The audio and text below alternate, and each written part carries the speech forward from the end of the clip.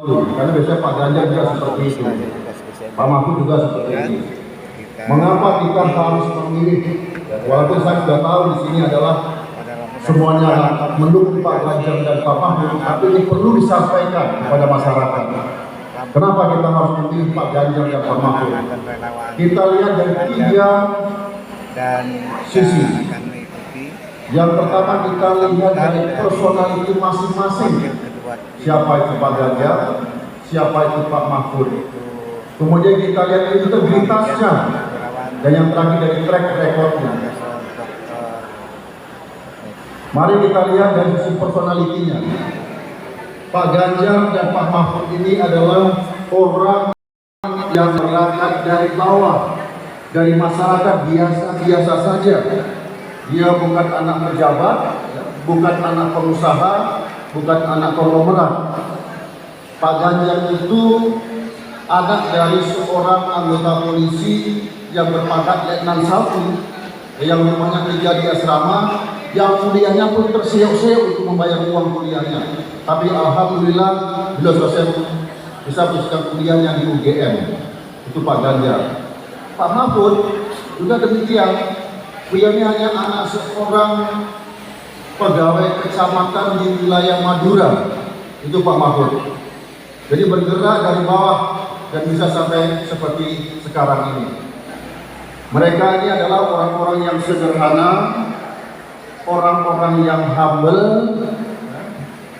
orang-orang yang mau menerima aspirasi masyarakat dari bawah. Dan ini yang dibawa mereka ketika mereka menjabat, baik itu di legislatif maupun di eksekutif dan Pak Mahfud di yudikatif.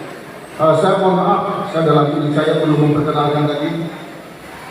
Walaupun tadi disampaikan oleh Pak Ketua, saya berangkat dari Jakarta tadi dengan sahabat-sahabat saya, ini Pak Eko Sulistyo. Nah, beliau itu juga sama dengan saya. Dari wakil Ketua Tim Pemenangan Nasional juga. Yang satu lagi Pak Tuwo, ini Mayor Jenderal TNI Purnawirawan. Ini beliau di bawah Deputi Kinetik sebagai Direktur Relawan, ini beliau. Direktur Relawan sebagai hubungan dengan beliau nanti. Nah, saya lanjutkan.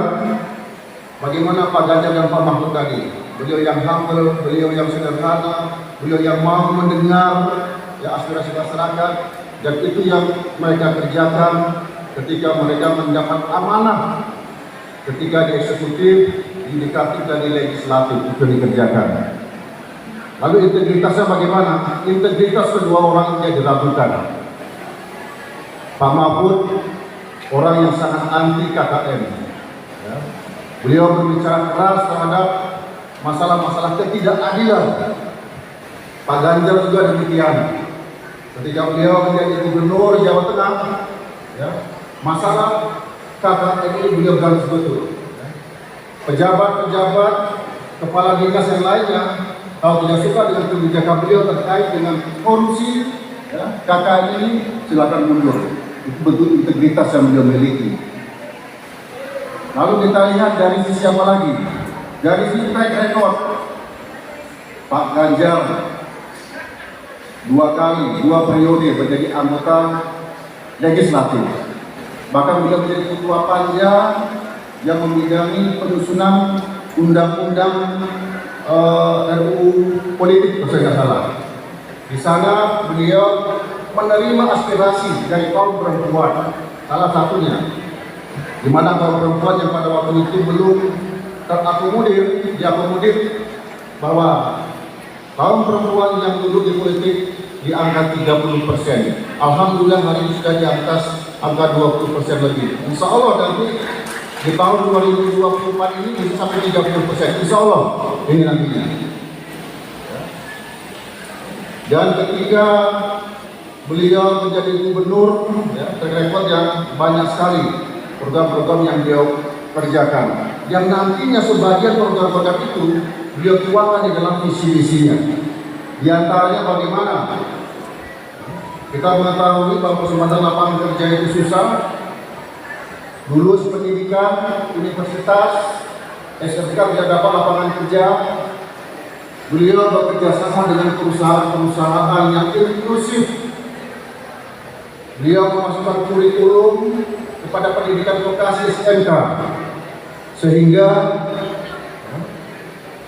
anak-anak kita yang sekolah di SMK itu langsung dapat pekerjaan. Ini juga nanti yang akan dibawa beliau, salah satu yang menjadi program unggulan daripada Pak Ganjar. Ketika beliau menjadi Gubernur Jawa Tengah, kelompok-kelompok rentan mereka perhatikan. Salah satunya adalah saudara-saudara kita yang difabel. Bekerja sama dengan perusahaan yang inklusif. Mereka diberikan pelatihan dan lain sebagainya sehingga bisa bekerja di perusahaan-perusahaan yang ada, bisa berkompetisi, bisa bersaing dengan teman-teman yang normal. Ini yang beliau lakukan, dan banyak lagi tentunya yang beliau lakukan ketika beliau menjadi Gubernur Jawa Tengah. Pak Mahfud, saya kira Bapak Ibu sekalian sudah paham ketika beliau menjadi Ketua MK Mahkamah Agung, bagaimana ketegasan beliau di sana. Ketika beliau jadi anggota Dewan Legislatif juga demikian, dan ketika terakhir sekarang beliau menjadi eksekutif, Menko Polhukam, beliau selalu berbicara tentang ketidakadilan. Masyarakat itu mendapatkan keadilan. Hukum itu tidak pandang bulu. Ya. Kalau dia tajam ke bawah, dia tajam ke atas. Itu Pak Mahfud. Ya. Ini kalau kita berbicara track record terhadap beliau-beliau ini. Nah, inilah kenapa kita harus memilih beliau, ya, Pak Ganjar dan Pak Mahfud. Karena Bapak Ibu sekalian, saya ingin menyampaikan bahwa kalau kita salah memilih pemimpin kita ke depan, apa yang kita cita-citakan, Indonesia yang akan maju, Indonesia emas akan tercapai. Kita memiliki semuanya, memiliki sumber daya alam, kita memiliki bonus demografi, kita memiliki geografi yang luas yang bisa dimanfaatkan.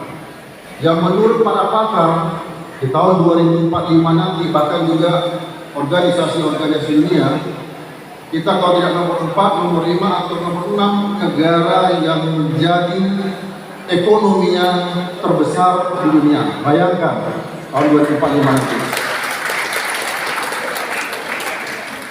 Pertanyaannya,